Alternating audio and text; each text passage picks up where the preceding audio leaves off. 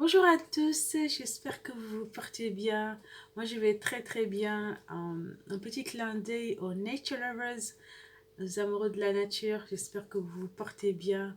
Alors, je suis en train de lire le livre de d'Yves Pacalé.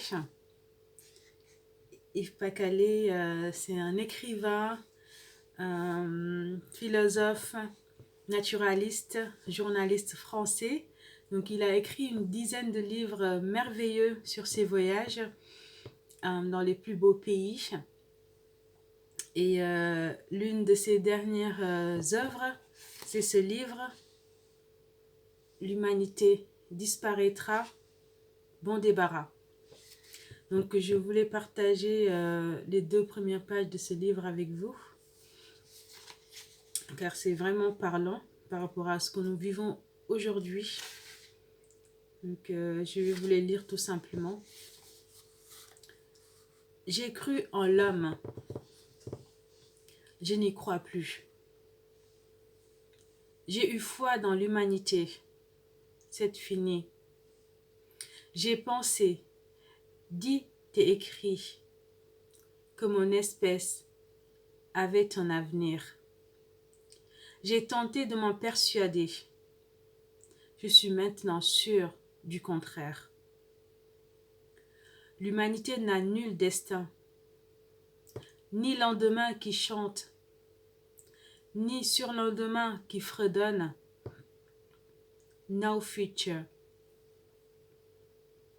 Elle est comme une droguée, avide et déjantée, esclave des biens matériels, en souffrance de consommation, asservie à ce qu'elle imagine être la croissance ou le progrès, et qui sera sa perte.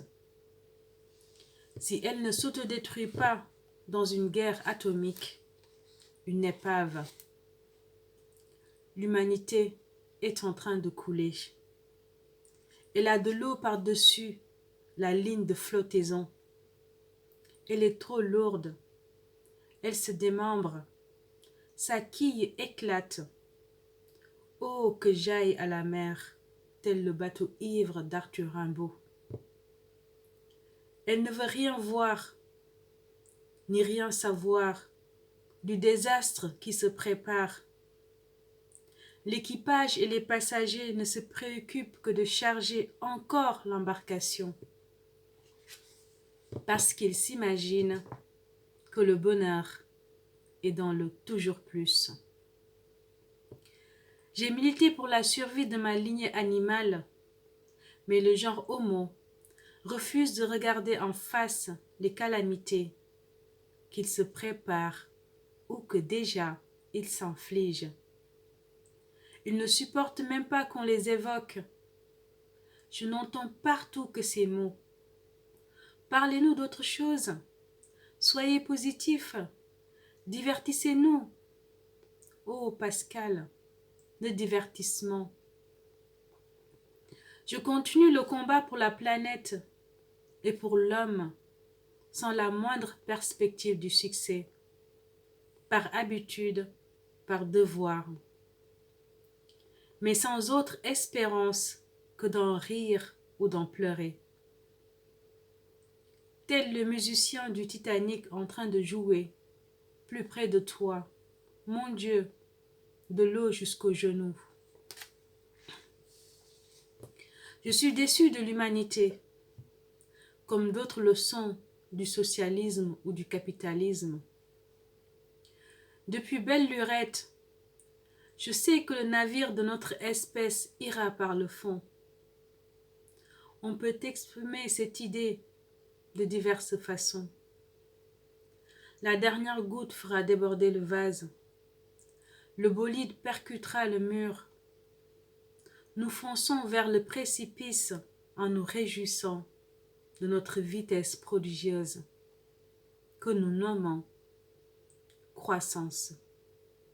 Chaque métaphore est éculée mais pertinente.